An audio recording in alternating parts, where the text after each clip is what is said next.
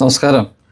നമ്മൾ ഈ വർഷത്തെ IPL കണ്ടപ്പോൾ വളരെയധികം അഭിമാനം തോന്നിയ ഒരു പ്ലെയറായിരുന്നു വിഘ്നേഷ് പുത്തൂർ എന്ന് പറയുന്ന പയ്യൻ, ചെറുപ്പക്കാരനായ പയ്യൻ. അവൻ്റെ ബൗളിങ്ങും കാര്യങ്ങളൊക്കെ വളരെയധികം നമുക്കെല്ലാവർക്കും അറിയാം. അദ്ദേഹം എടുത്ത വിക്കറ്റും കാര്യങ്ങളത്തെ പറ്റിയൊക്കെ വളരെ ചർച്ചാ വിഷയമായിരുന്നു. ഒരു ന്യൂസിനകത്ത് ഈ വിഘ്നേഷ് പുത്തൂറിനെ പറ്റി സംസാരിച്ചപ്പം ആ ന്യൂസ് റീഡർ പറഞ്ഞ ഒരു വാചകം എന്നെ വളരെയധികം സ്ട്രൈക്ക് ചെയ്തു.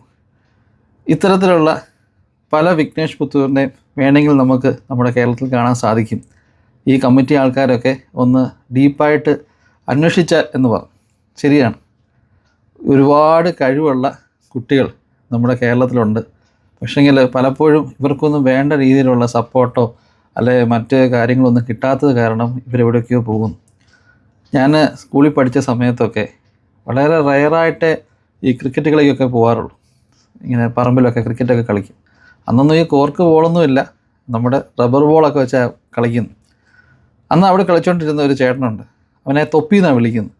കാരണം തൊപ്പിന്ന് വിളിക്കാൻ കാര്യം കഴിഞ്ഞാൽ അന്ന് ആ കളിക്കുന്ന കൂട്ടത്തിൽ ഒരു പേഴ്സണലായിട്ടൊരു തൊപ്പിയുള്ളത് ആ പയ്യനാണ്. അപ്പോൾ അവൻ ആ തൊപ്പിയൊക്കെ വെച്ചിട്ടാണ് ബൗൾ ചെയ്യുന്നത്. മെയിനായിട്ടും പുള്ളിക്കാരൻ ബൗളിങ് ചെയ്യാൻ തൊപ്പിയാണ് ബൗൾ ചെയ്യാൻ വരുന്നതെന്ന് കേട്ട് കഴിഞ്ഞാൽ എത്ര വലിയ ബാറ്റ്സ്മാനാണെന്ന് പറഞ്ഞാലും ഒന്ന് പേടിക്കും.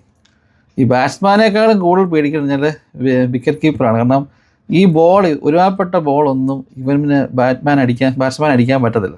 ഈ ബോൾ നേരെ വിക്കറ്റ് കീപ്പറിന് എടുത്തിട്ടാണ് വരുന്നത്. അവനും പ്രോബ്ലമാണ്. സ്റ്റമ്പിലൊക്കെ അടിച്ചു കഴിഞ്ഞാൽ സ്റ്റമ്പൊക്കെ തെറിച്ചങ്ങ് പോവുകയാണ്. ഞാൻ പറഞ്ഞു എന്തോ ഒരു ഭയങ്കര ഫാസ്റ്റായിട്ടുള്ള ബൗളിങ്ങാണ്. പക്ഷേ എവിടെ പോയെന്ന് ആർക്കും അറിയത്തില്ല. ക്രിക്കറ്റിലൊന്നും വന്നിട്ടില്ല. അന്നൊക്കെ ഞങ്ങൾ പറയുമായിരുന്നു ഇവൻ ഭാവിയിൽ വലിയൊരു ക്രിക്കറ്റ് കളിക്കാരനാകും, വളരെ ടാലൻ്റായിട്ടുള്ള മനുഷ്യനാണ്, ചാൻസൊക്കെ കിട്ടുമെന്നൊക്കെ. എനിക്കൊന്ന് കുറേ ടെസ്റ്റിനകത്തൊക്കെ പോയി പങ്കെടുക്കാനൊക്കെ പോയാലും എങ്ങും ആയില്ല.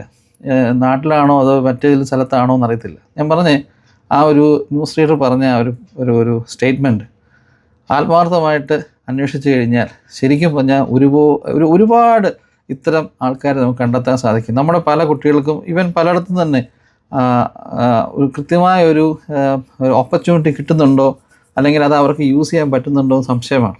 എനിക്കറിയാവുന്ന ഒരുപാട് കുട്ടികളുണ്ട്, പലപ്പോഴും സ്റ്റേറ്റ് ലെവലിലൊക്കെ പ്ലെയേഴ്സായിട്ടൊക്കെ വന്നിട്ട് അവർക്ക് വേറെ ചാൻസസ് ഒന്നും കിട്ടുന്നില്ല. അത് ആ കുഞ്ഞുങ്ങൾ കുറച്ചാൾ ഇങ്ങനെ നിൽക്കും, അവർക്ക് ഈ പറയുന്ന വരുമാനമൊന്നും ഇല്ലാതെ വരുമ്പം മുന്നോട്ട് ജീവിക്കണ്ടേ, അവർ ചിലപ്പോൾ വേറെ ജോലിയൊക്കെ തേടി പോകുന്ന ഒരുപാട് ആൾക്കാരുണ്ട്. എനിക്കറിയുന്ന പല ഫ്രണ്ട്സുകളുണ്ട്.